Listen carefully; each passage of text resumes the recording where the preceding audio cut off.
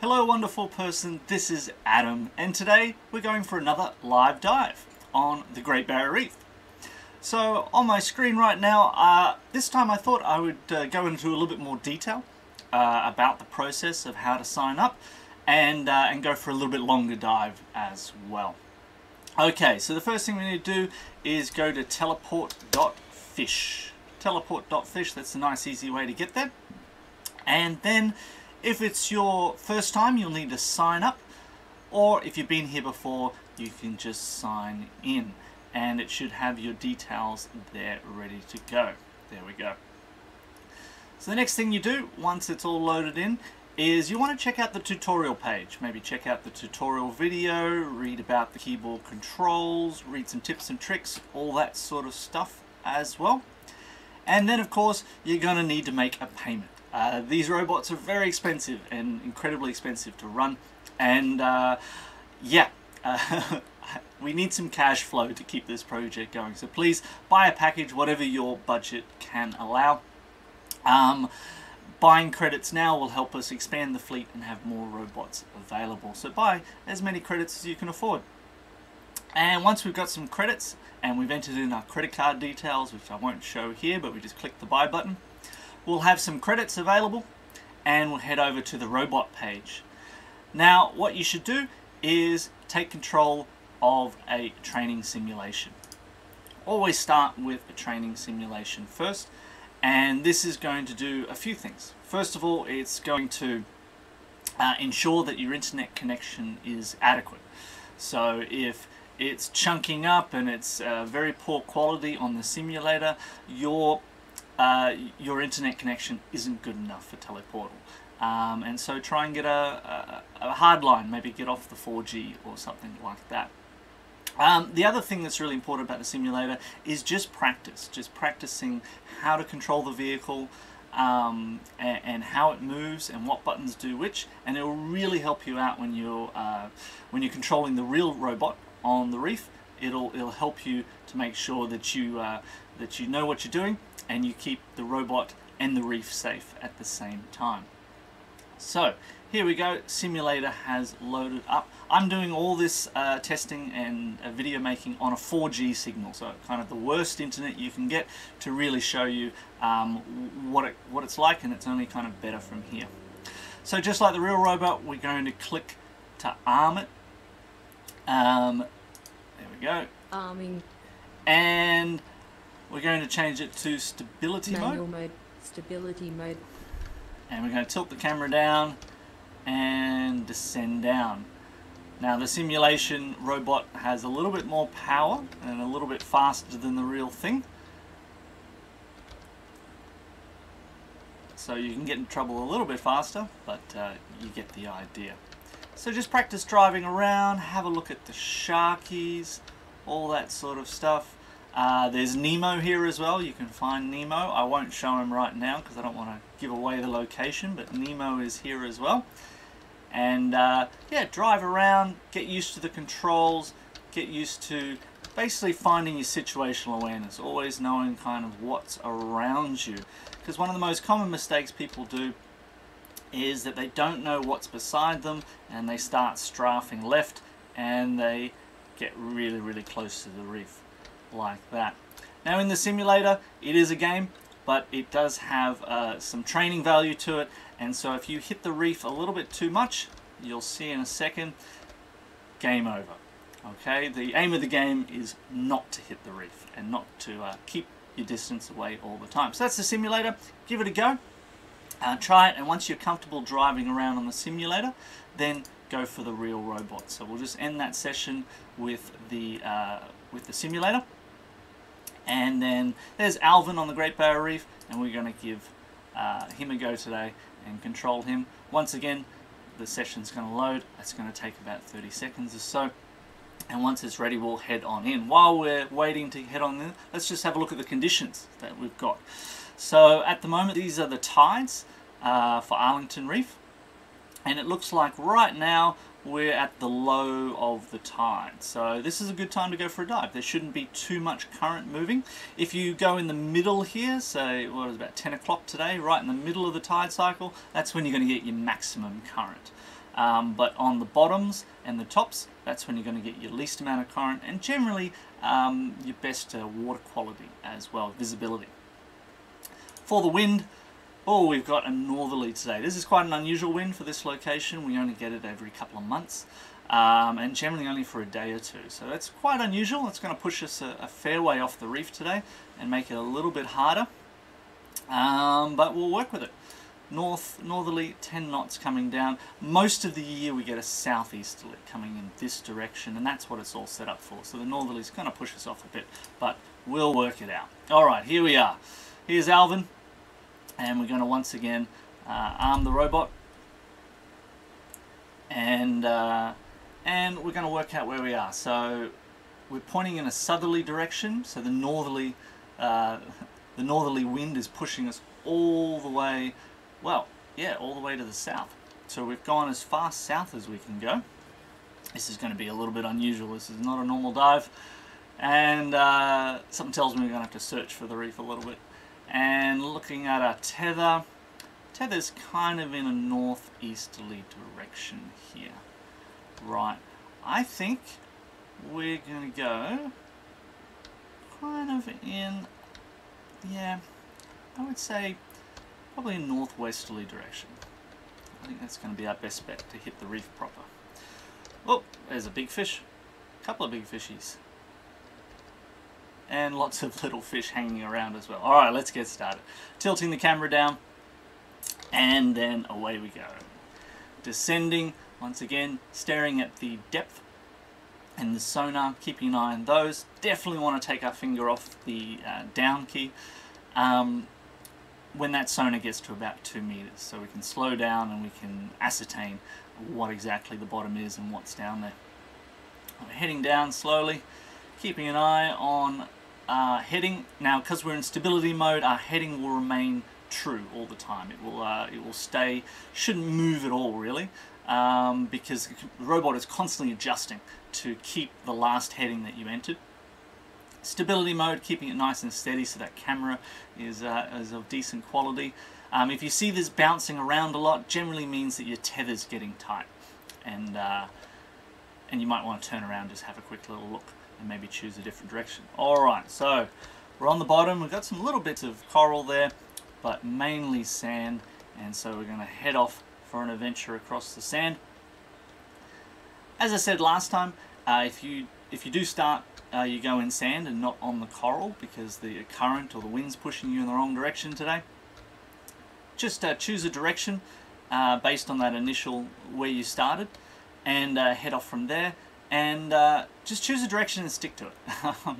I find if people ever not see anything, it's because they're going around in circles in the one spot. You can get from one side of the dive site to the other, so the full 200 meters, 100 meters of tether either way, in about 3 minutes. So it doesn't take long at all. So just kind of choose a direction and go for it. So we've got some trevallies. Looks like we're coming up a slope here. And yeah, we got some coral over there, but I'm going to stick to my guns. Keep heading in the direction that I chose. And keep going basically until I run out of tether, and then I'll choose another direction. Oh, look at them, some nice big trevallies. They're very curious. That's the great thing about the robot. It's you're not like a diver. You're not making bubbles and a lot of noise, and so the animals are very inquisitive and generally come and check you out all the time, and do circles around you. So you'll find those large fish, trevallies, doing circles around you, and sometimes even a curious turtle and things like that. Alright, let's see what we got here. So I think I've got to the end of my tether. As I said, unusual day today. The boat has been blown off the reef. Yeah, there's my tether in that direction. Because it's not on the surface and it's down near me, I know it's getting pretty tight. So we're just going to adjust to a westerly direction and head along the edge of this coral and see what we can find.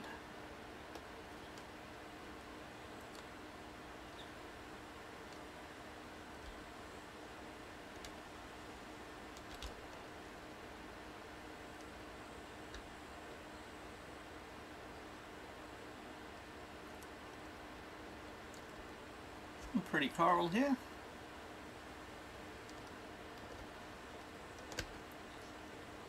Alright, I think we're definitely getting to the end of the tether, so I'll head this way and hopefully we get a little bit more tether by heading in this direction.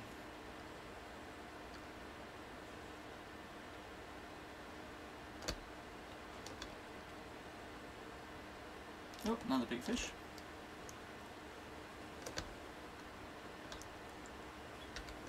Just having another look at that tether, see where we're at. Okay, kind of more easterly, which means if your tether's in easterly direction, heading in a westerly direction is not the direction you want to go, because you're going to run out of tether. So that means let's head this way.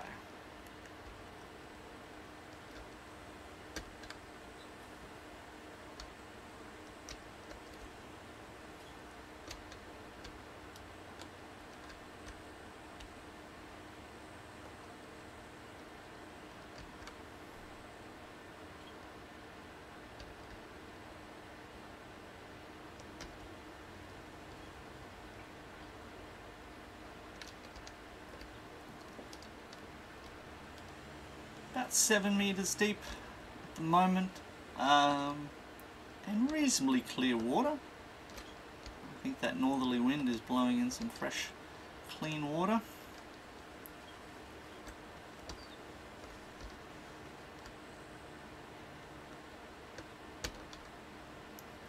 But unfortunately the normal coral reef that it's normally sitting over, the robot isn't there anymore. Because the boat's been blown way off in the opposite direction than what it normally sits. So we're going to have to go for a bit of an explore, find something different, maybe something we haven't ever seen before. That's pretty cool. So that big long thing right there, I'll try and get a little bit closer. That's a sea cucumber, part of the echinoderm family related to sea stars, and it's a big vacuum cleaner. It's just eating, you can see it moving a little bit actually. I'll go down a little bit. It's just hoovering in the sand and cleaning it. So it's eating all the biological matter in the sand and spitting pure clean white sand out the other end. So very important on the reef, keeps the sand nice and beautiful and white.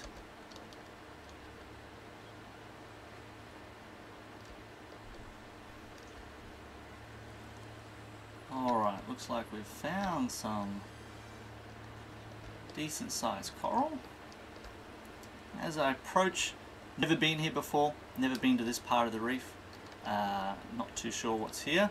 I think it's really important just to kind of get your situational awareness. Okay, so we've kind of got a wall of coral here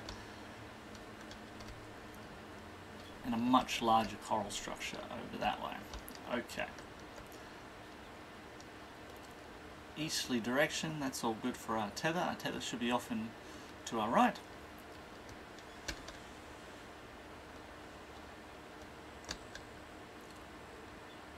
.4G signal's dropping a little bit at the moment. You can tell the quality's gone down slightly, but it should pick back up in no time. Quite large fish here. I think they're sweet lips. It's a little bit hard to tell. There's quite a few fish that are very similar. Now, I'm not sure if this is going to work, but let's just give it a go anyway. This is a cleaner station. So there's a little tiny fish you'll see at some point very soon that is black and blue. Only very little tiny. Black and blue horizontal stripes. And this is where it lives. This is its service station. And it's coming in here to clean larger fish, and it'll go inside their mouth and clean all the parasites, and it gets sort of a free feed out of it as well. So yeah, this is a cleaner station. That's why these big fish, there he is, you see the little black guy darting around. He's a little bit hard to see, but he's there to clean those larger fish. These are a great spot to just sit and chill with the robot, because all the large animals around the reef will come to you and clean any large animal that's here. So yeah, this is definitely a spot to hang out. When you do see those little cleaner wrasse, definitely hang out and see what's going on. Alrighty, let's go. So I can see this is a wall of coral, and it's pretty, it doesn't have a lot of stuff hanging out of it. So what we'll do, we'll go up a little bit. Seems to be more fish life on the top of it, which is generally how it works. There we go. So we'll go this way. Lots of fish. Look at that. Beautiful. Big fish, little fish. So many different species. I could rattle off 20 names right now, but I won't. So the best thing to do in this sort of situation on a wall like this is just stop and see which way the current's going. Unfortunately, the current's going towards the coral, so I'll have to just keep myself off the wall like so.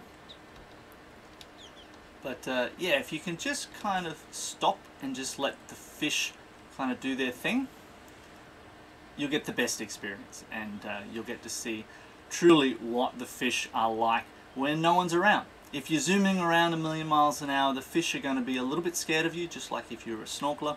But if you stop and just relax, suddenly you're just part of the environment, and the fish will act just the same as they do when no one's watching. Alright, we'll just go a little bit further, because I think this video is going to get very long if I keep on going. But we'll just go a little bit further along this wall, see what we can see. But it's a beautiful day. There's lots of pretty fish out, all schooling on this coral head, and a lot of different species.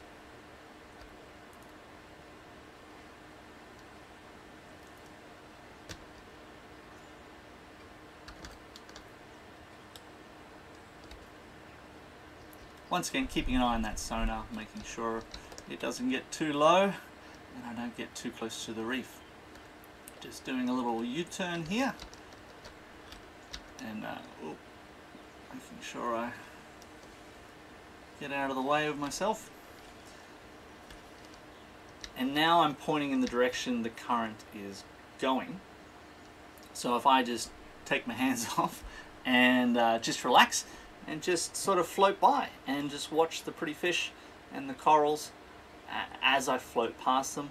And then if I start getting too close to some coral, then I'll tap back in and adjust the direction of the robot. But the best experiences you can have is just like this, just sort of lining up a pretty scene and then letting it float past. I'm just doing a little turn here so we can see what's going on here.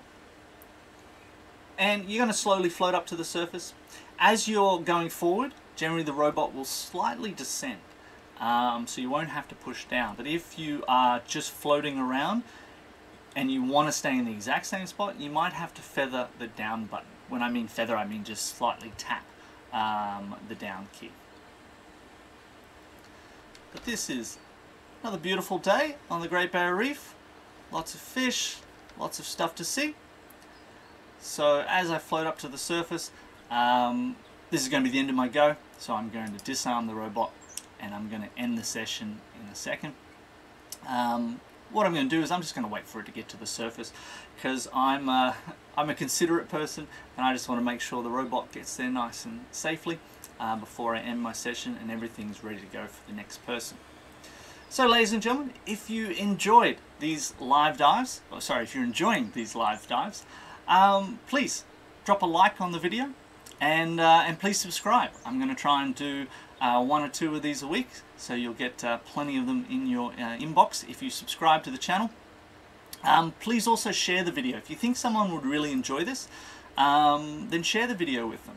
And of course, we'd love your support. As I said, these robots are super expensive, and it's expensive to run, and there's not a lot of money in the bank, so we need all the support we can get. Probably the best way to do it is through Patreon. You sign up for Patreon, and we'll give you free credits every month, so you can use this as well.